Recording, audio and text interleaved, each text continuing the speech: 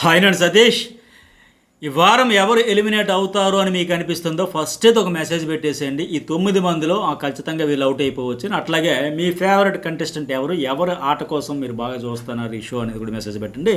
నేను ఎపిసోడ్పై మీ ఒపీనియన్ ఏంటి? అది ఎక్సలెంట్ టాస్క్ జరిగింది కదా, ఆ గొడవ అంతా కలిపి ఇప్పటికే నైట్ ఎపిసోడ్ రివ్యూ పెట్టే కదా, చూడని వాళ్ళైతే చూడండి. ఫస్ట్ టైం మన ఛానల్ చూసేవాళ్ళు ఒక సబ్స్క్రైబ్ చేసుకోవడం, ఒక లైక్ అయితే కొట్టండి, ఎక్కువ మందికి రీచ్ అయితే ఉంటుంది. ఇక అనఫిషియల్ ఓటింగ్ అన్నింటిలో చూసుకుంటే ఫస్ట్ ప్లేస్లో ఎవరు ఉన్నారంటే సెకండ్ డే మార్నింగ్ కల్లా తనూజ ఉంది. కానీ ఓటింగ్ అయితే కొంచెం తగ్గింది, ఒక 1 or 2% తగ్గినట్టే ఉంది. 25 వరకు ఇట్లా ఉంది. ఎందుకంటే మొన్నటి 2 రోజులు నామినేషన్లు అప్పుడు కావచ్చు, ఈ గుడ్డు పంచాయతీ చుట్టూ కావచ్చు, ఆయన మాట్లాడడం వల్ల కాస్త సానుభూతి వచ్చింది ఆ ఫుడ్ విషయంలో.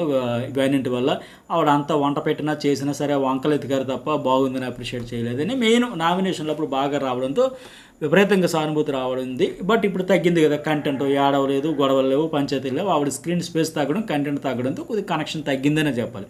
ఎనీవే ఫస్ట్ అయితే సేఫ్ జోన్లో ఉంది 25%. ఇక రెండో ప్లేస్లో ఎవరు ఉన్నారంటే ఎమ్మాన్యుయల్ ఉన్నాడు. ఇతనికి అమాంతం ఒక 2-3% పెరిగింది. ఎందుకంటే మనీష్ వర్సెస్ ఎమ్మాన్యుయల్ గొడవలో అతనికి అన్యాయం జరిగింది అనేది చిన్న పిల్లాడికి అడిగినా చెబుతాడు, తెలుస్తుంది. ఎవరికి తెలియదంటే మనీష్ తాలూకు పిఆర్ టీమ్స్ తప్ప. ఎందుకంటే వాళ్ళ డ్యూటీ వాళ్ళు చేస్తారు కనుక. లేదు మరి ఎమ్మాన్యుయల్కి ఏం బుద్ధి ఏమైంది, ఆయన చూసుకోవాలి కదా, రెడ్ లైట్ వెలిగిందా గ్రీన్ లైట్ వెలిగిందంటే ఓకే, అయింది, తప్పు ఉంది. అంతకు మించిన బ్లెండర్ ఎవరిది ఉందంటే ఇతను ఎవరు, సంచాలకుడిగా మనీష్ మర్యాద. లాస్ట్లో స్టేట్మెంట్తో ఆయన ప్రూవ్ చేసుకున్నాడు. కామనర్తో ఎవరితో సెలబ్రిటీ గెలిపించారు చూసారా, ఇది నా గేము, ఇది నా ప్యాటర్న్ మార్చానంటే ఆయన ఎవరు మార్చడానికి, ఆయన ఆడించాలి. ఆయనకి నచ్చినట్టు గెలిపించడానికి ఓడించడానికి చేయకూడదు కదా.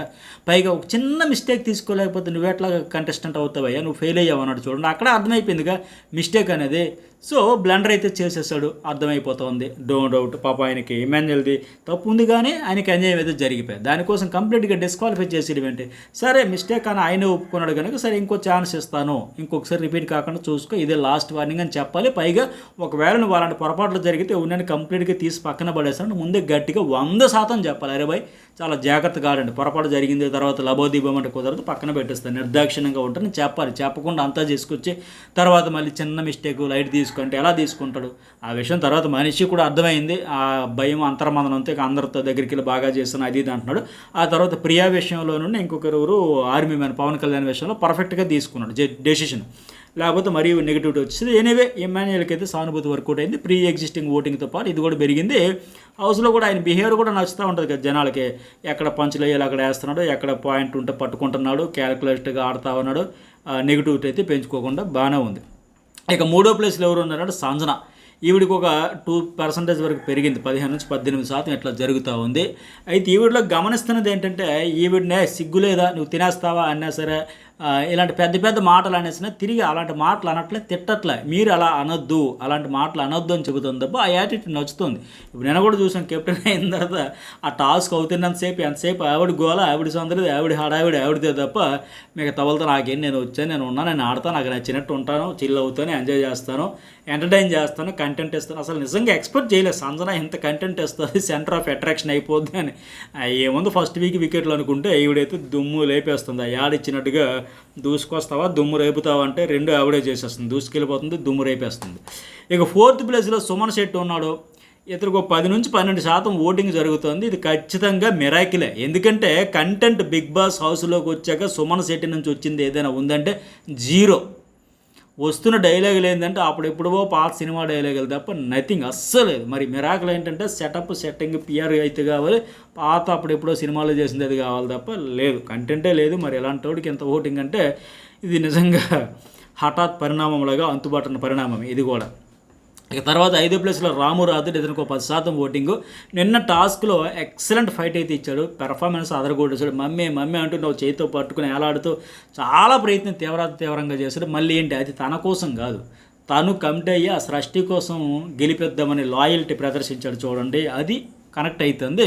అట్టగా నిన్న ఎంపరు మనీష్ మర్యాదతో కూడా చెప్పుకునేటప్పుడు అన్నా నాది ఇంటర్ డిస్కంటిన్యూ అన్న, నేను పూర్ ఫ్యామిలీ నుంచి వచ్చానన్నా, మీరు మాట్లాడే ఇంగ్లీష్ కూడా నాకు అర్థం కాదన్నా, మీరు మాట్లాడుతుంటూ కూడా ఇలా చూస్తూ ఉంటాను, నేను ఒక పాట నన్ను ఇంతవరకు తెచ్చింది, నన్నేమో నువ్వు ఫేక్ అంటున్నావు, నేనేమో ఇన్నోసెంట్ ఏదో అంటున్నావు, అవన్నీ నాకేం తెలుసు, ఇవన్నీ చెప్పుకునే విధానం కూడా నిజంగా అది ఇన్నోసెంట్ అనే విషయం అర్థమైతే ఉంది. మెయిన్ నేను టాస్క్లో ఎఫెక్ట్ కూడా కనిపించి మంచిగానే ఓటింగ్ అయితే జరుగుతూ ఉంది. 10% వరకు సేఫ్ జోన్లో ఉన్నాడు.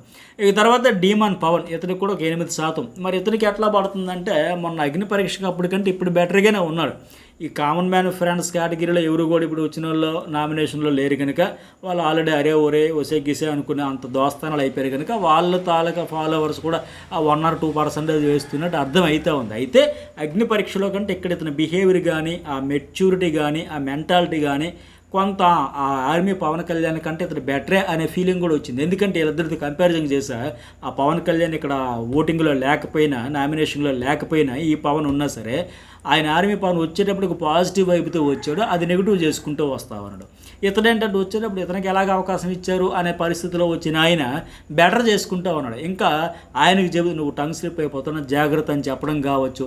ఇంకా నిన్న బనానాస్ అవన్నీ ఎందుకు వేస్ట్ చేయడం, ఆ పెరుగు పాలు అన్ని ఇచ్చాడంటే బిగ్ బాస్ వాళ్ళతో ఏదో టాస్క్లో ఇంప్రెస్ చేసుకొని ఇప్పించాలనే ఉద్దేశంతో ఏం చెప్పడం కానీ ఇట్లా ఒక మెచ్యూరిటీగా కనిపిస్తూ ఉంది.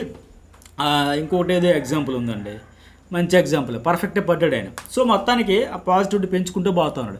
ఇక 7వ ప్లేస్లో ఎవరంటే రీతు చౌదరి. ఇవిడికి 6% నిజంగా నాకైతే షాకింగ్. ఎందుకంటే గత 3-4 సీజన్ల నుంచి సీజన్ వస్తుందంటే రీతు చౌదరి వస్తుందని అంత హైప్ వచ్చి బీభత్సమైన ఫ్యాన్ ఫాలోయింగ్ అంతా ఇంత అనుకుంటే మరి ఏమైపోయింది, 4 సీజన్ల నుంచి సౌండ్ వినపడింది కానీ ఇక్కడ ఆడియన్స్లో ఓటింగ్లు అయితే రీసౌండ్ కనిపించట్లా. ఈవిడ కంటెంట్ ఏమైనా వచ్చిందంటే ఒక ఎమోషనల్కి, ఇప్పుడు తనుజ మనం బాగా ఏడ్చింది అలాంటిది కానీ, లేకపోతే టార్గెట్కి గురైంది కానీ, ఇలాంటి ఒక ఎమోషనల్ కంటెంట్ కూడా పడకపోవడం కూడా ఈవిడికి మైనస్. ఎంతసేపు అలా ఇద్దరితో ఫ్లాటింగ్ పులిహోరట అయిపోతే తప్ప తలకి దెబ్బ తగిలినా సరే సింపతి వర్కౌట్ కాల. అయితే ఆ అరుపులు కేకలతో ఆ యజ్ఞ విషయంలో అతి చేసేయడం వల్ల కూడా మరి ఈవిడ బనానా తీసుకోవచ్చు, కాకపోతే కెప్టెన్ అయ్యాక కూడా దొంగతనాలు చేసుకోవచ్చు. మళ్ళీ ఎమ్మెన్యేల దగ్గరికి వచ్చి క్లాసులు బీగుతుంది, నువ్వు అతన్ని సంస్కరించు ఆ సంజనాని, ఆవిడ అట్లా దొంగతనాలు చేయకూడదు. ఇవన్నింటి వల్ల పాజిటివ్ రాలేదు, సానుభూతి రాలేదు, సరిగదా కనెక్షన్ అయితే తగ్గిపోయి కష్టం. మరి ఎప్పుడే ఎలా ఉంటే అట్లా ఇంకా ముందు ఇంకా పెరగాలి తప్ప. ఇప్పుడు 15 ఉందంటే పోనీ తగ్గినా ఒక 5 వరకు వచ్చి సేఫ్ జోన్లో కొన్ని వారాలు వెళ్ళిపోవచ్చు. స్టార్టింగ్ 5-6% అంటే ఇంకెక్కడ నుంచి కంప్లీట్గా సింపతి పడేటట్టు, ఎమోషనల్ అయ్యేటట్టు పాజిటివ్ ఎపిసోడ్లో పడితేనే అప్పుడు గ్రాఫ్ పెరుగుద్ది, లేకపోతే ఎక్కువ రోజుల జర్నీ కష్టం. ఇక లాస్ట్లో సృష్టి వర్మ ఒక 8వ ప్లేస్లో ఉంది, ఈవిడికి 3%. ఇప్పుడు నిన్న కూడా ఈ టాస్క్ అంతా అయ్యేటప్పుడు మనీష్ మీరు చాలా బాగా చేస్తారు, చాలా అదరగొట్టేసిన పొగడతలో ముంచేస్తుంది, తప్పు చేసిన అందరూ ఎక్కి దిగేస్తుంటే కోపంతో పగతో రగిలిపోతూ ఉంటే అతన్ని అప్రిషియేట్ చేసి నాకేం అర్థం కాలే. ఈ అమ్మాయి గేమ్ అర్థమవుతుందా, టాస్క్ అర్థమవుతుందా, అసలు ఆట అంటే అర్థమైందో ఏంటో అర్థమే కావట్లే. కంటెంట్ కోసం మనం వచ్చి ఆ సంచన మీద అరుపులు కేకలతో రెచ్చిపోవడం తప్ప ఇంకేమీ కనబడట్లే. అసలు కష్టమే. మార్నింగ్ డ్యాన్స్ అయితే మాత్రం మంచిగా చేస్తుంది.